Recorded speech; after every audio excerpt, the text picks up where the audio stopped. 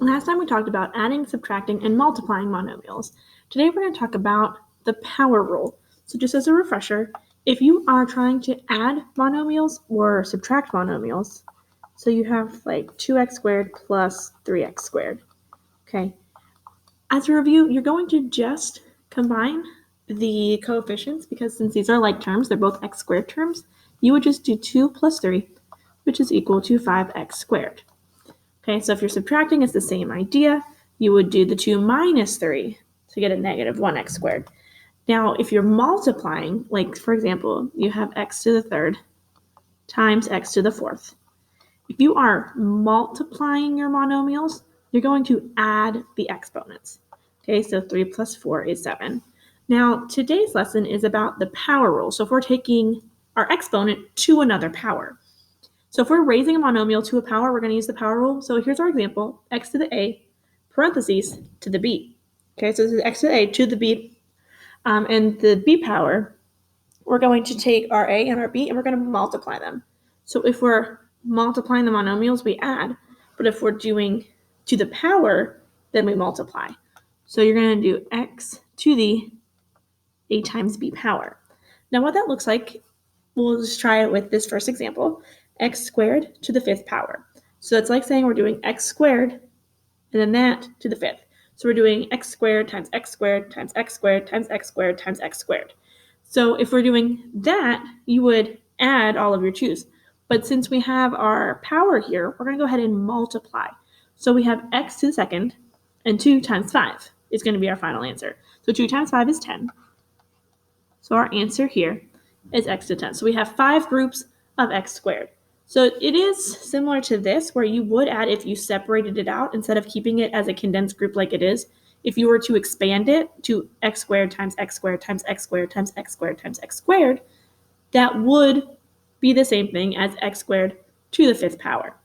Okay, so that's what this is. So we're just trying to make it a little bit shorter than having to write it out in this format up here. So for the second one, we have an m term and we have an n term. So we're not going to combine those. They are not like terms. We can't multiply them. That's just our monomial, m to the seventh, n to the fourth. That is our monomial. So we're going to keep it like that. But we're going to take both of those to the fourth power. So that means that we're going to take the exponents and we're going to multiply them. So m to the seventh to the fourth power is the same thing as the 7 times 4. 7 times 4 is 28. So I'll have m to the 28th. And then we're going to do 4 times 4, which is 16. Right, and same idea for number 3. Our exponent here with the c is actually 1. So we're doing 1 times 3 and 2 times 3. So c to the first to the third power then is c to the third. And d squared to the third power, 2 times 3, is 6.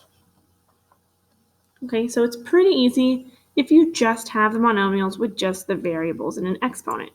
However, you're going to have coefficients. Okay, so if you have a coefficient, you're going to raise the coefficient to the given power. So what that means is we're already doing the exponents with our variable, but now you need to apply the exponent to the number in front as well. And then you can simplify the variables with the power rule. So we're going to do 5 squared and x to the 7th squared. Okay, so 5 squared is 25. And then x to the 7th squared, 7 times 2, is 14. So that's my answer for this one. So same idea for number 5. We're going to take 2 to the 5th power, and then x squared to the 5th power, and then y to the 5th power. So we're going to go ahead and multiply our exponents, and we're going to do 2 to the 5th. So 2 times 2 times 2 times 2 times 2. Okay, that's 32. And then x squared to the 5th, so 2 times 5 is 10.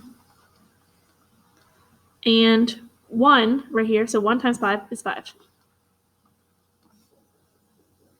Right, so let's try number 6. Same idea again. We're doing negative 2 times negative 2 times, nope, that's it, negative 2 times negative 2. So that's 4.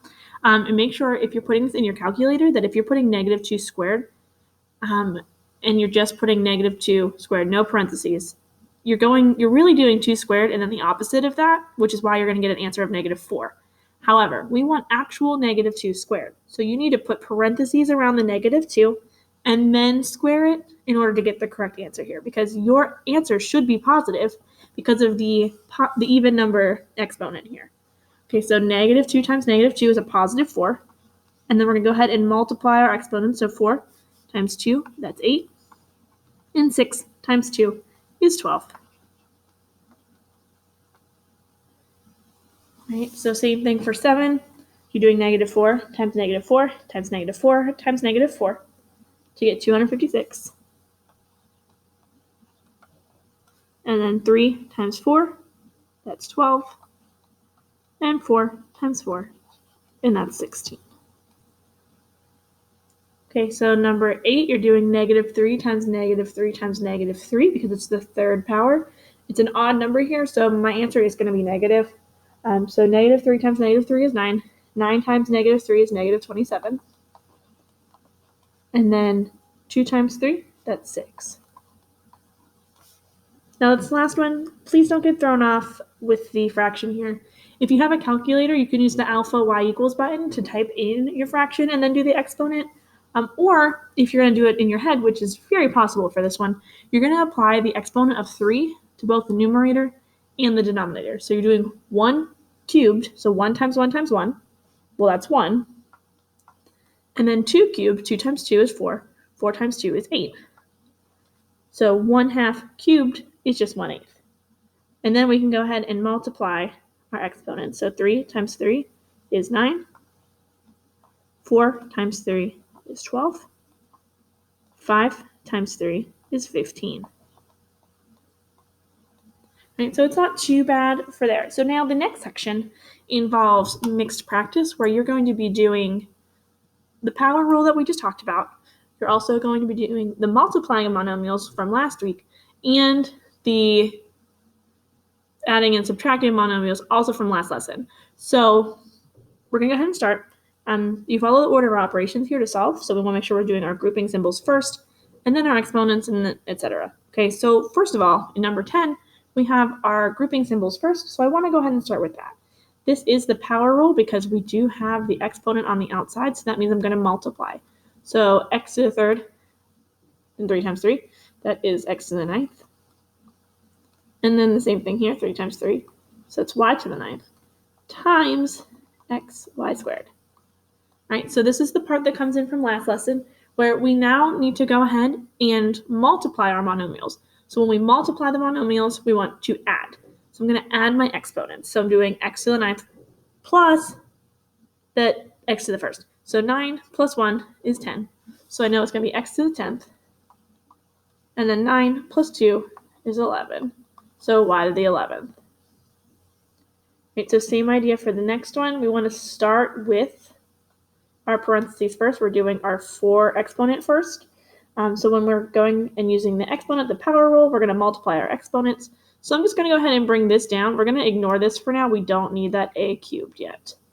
Okay, a cubed times, and now I'm going to go ahead and do my power rule. So this right here, this negative here, you're going to assume that this is actually negative 1 a squared b.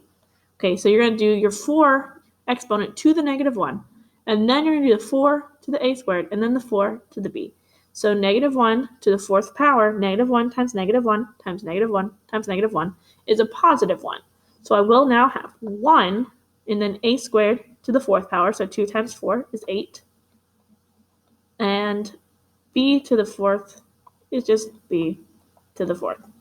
Okay, so now at this point, I can go ahead and solve. I've got the 1 here, so I don't need to write it. I'm not going to write it again. If you don't write it, you just assume the 1 is there.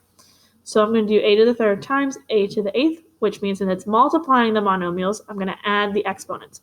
So 8 plus 3, that's 11. And there's no other b terms, so I'm just going to go ahead and bring that down. Okay, so number 12, we're doing the same idea. We're going to do our power rule first, and then we'll multiply our monomials. So our power rule says we're doing negative 2 squared. Negative 2 times negative 2 is 4. A to the 2nd power, a squared. B to the 2nd to the 2nd. So 2 times 2 is 4. Times, 3 to the 2nd, a squared to the 2nd, and b to the 2nd. So 3 squared is 9. A squared to the 2nd, 2 times 2 is 4. and b to the second is b squared. So now I can go ahead and multiply my monomials. Remember, when you have the coefficients, you want to multiply those as well as adding the exponents for the variables. So I'm going to start by doing 4 times 9, and 4 times 9 is 36. And then I can go ahead and add my exponents here. So 2 plus 4, that's going to be 6. And 4 plus 2 is also 6. Number 13, don't be thrown off if there's a fraction here. Okay, it's super easy. It'll be okay. So we're going to go ahead and start by simplifying the first part of this by using the power rule. So I'm going to do 6 to the third power. 6 times 6 times 6, that's 216. And then a squared to the third, so 2 times 3 is 6. And then b to the third times 1/3 squared. So remember, that's 1 squared over 3 squared. 1 times 1 is 1. 3 times 3 is 9. And then we put the 2 with all the other variables because they're all just single variables. All right, so now what I can do is I can go ahead and multiply. I'm going to do 216 times 1/9. Remember, if you're multiplying by that fraction right here, I can also just, it's the same thing as dividing by 9. So I can do 216 times 1/9 or 216 divided by 9, and I'll get 24. And then I can go ahead and add my exponents because I'm multiplying, so I add the exponents. 6 plus 2 is 8. 3 plus 2 is 5. And there's no other c term, so I just bring that down. Right, so 14 and 15 are a little different. This one also involves our adding and subtracting that we talked about last lesson. So we want to go ahead and solve first the power rule, and then multiply if we have to, and then add and subtract. We're just following the order of operations. So our exponents are what we do first. We're doing 2 cubed and then a squared cubed. So 2 cubed is 8.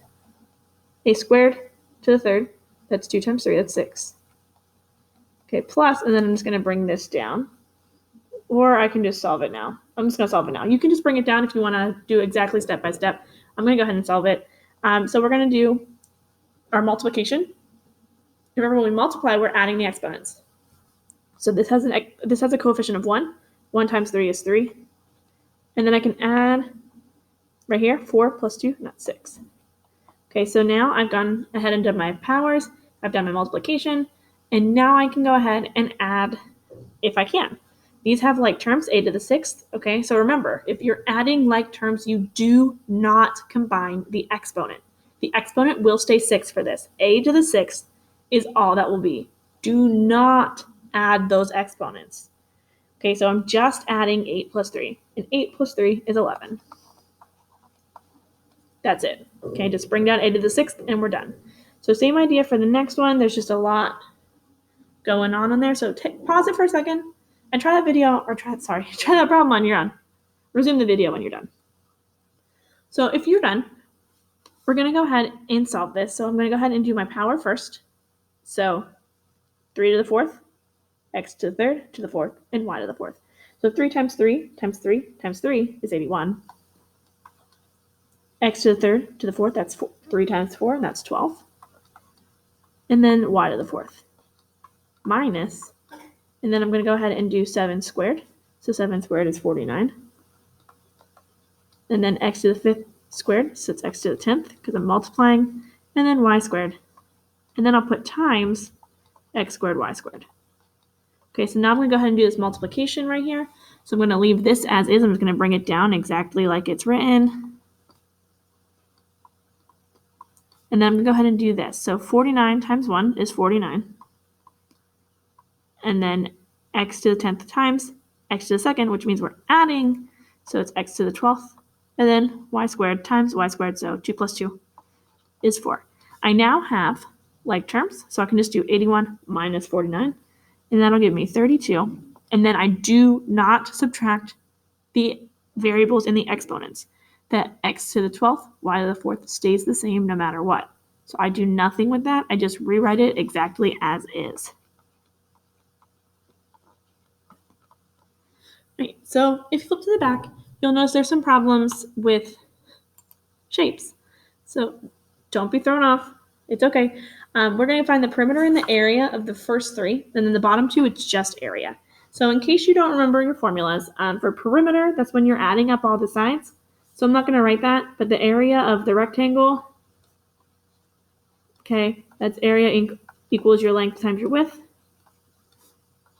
And your area, oh man, I can't write.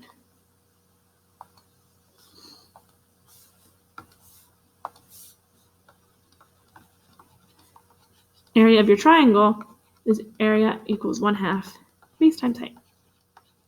Okay, so for this one, the perimeter, you can just do 12x plus 5x squared plus 12x plus 5x squared, because that's what this is and that's what this is.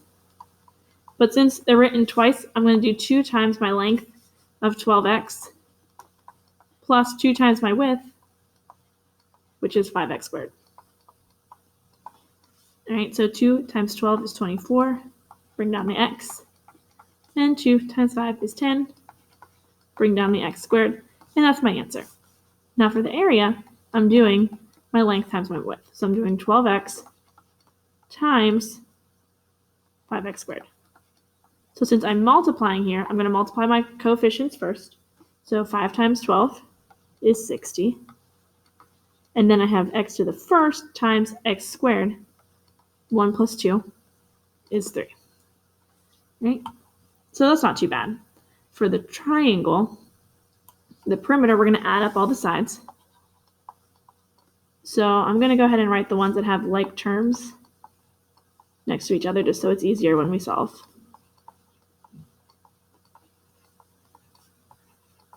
All right, and then I'm going to go ahead and find my like terms. And my like terms are this one and this one. And that one is a separate term. So I can go ahead and combine my like terms now. So I'm doing 4 plus 10 is 14a squared b. And I'm just going to bring down the other part. And that is my final answer for the perimeter. Now, for the area, I can go ahead and multiply this. I'm going to go ahead and write it with the one that easily can be multiplied by 1/2 first. For your base and your height, those are the ones that form this right angle. So you can either use this one as your base, or you can use this one as your base. It doesn't matter. I'm going to use this one just because 1/2 times 4 is an easier operation and gives me my whole number. All right, so now to solve this, I'm going to go ahead and just work my way across. 1/2 times 4, I know is 2. 2 times 3, that's 6. Okay, and then I can do a squared times a, which is a to the third. And then b to the first times b to the first, which is b squared. And that's my answer for this one. So same idea for the next one. This is an equilateral triangle, so that means all of these sides are the same length. So for my perimeter, I'm going to do 3 times my side length. And 3 times 20 is 60. M to the third, n to the fifth. So now I can go ahead and do my area. And my area is 1/2 your base times your height. My base is the 20 m cubed n to the fifth. My height is the one that goes up the center and forms that right angle, which is 4 m n to the fifth. So 1/2 of 20 is 10. 10 times 4 is 40. M to the third times m, so 3 plus 1 is 4. And then 5 plus 5 is 10. Okay, so that's how you find it for rectangles and triangles. For these ones, the formulas are a little different. So I'm going to go ahead and write the formulas out for the area of a trapezoid. Okay, its area equals 1/2 base 1 times your height. And for the area of a circle, its area equals pi r squared. Okay, so for the trapezoid, I'm going to go ahead and do my things. B1 and B2 are your base 1, base 2. So that's the two that are parallel to each other. So I have area equals 1/2 the base 1 plus base 2. So 4x squared y plus 7x squared y. Okay, and then times my height of 2xy. So the first thing I want to do is what's inside the parentheses, and inside the parentheses is addition. These are like terms, so I can just do 4 plus 7. 4 plus 7 is 11. And then we just keep the x squared y times 2xy. So now I can go ahead and just multiply across. I do notice that 1/2 and times 2 are here. 1/2 times 2 is 1, and then 1 times 11 is 11. And then x squared times x, so that's 2 plus 1 is 3. And then 1 plus 1 is 2. So that's my final answer for the area for the trapezoid. Now for the circle, we're going to go ahead and leave this as area equals pi r squared. I'm going to plug in my radius, which is 3x y to the third.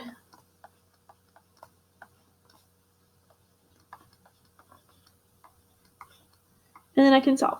So I'm going to go ahead and do my parentheses first, and I've got this exponent here. So I'm going to distribute that exponent to each part. So 3 squared is 9. And then x squared. And then y to third to second. So 3 times 2 is 6. Now, there's two things you could do here. You could change this to 3.14, and you can multiply 3.14 times 9 to get your answer. Or you can just leave it as 9 pi x squared y to the 6th. The answer that I have right here is the most exact answer. Leaving pi in the equation makes it as exact as possible. If you put 3.14, it will round your answer, so you no longer have an exact answer. But what I have right here is the exact answer for this problem.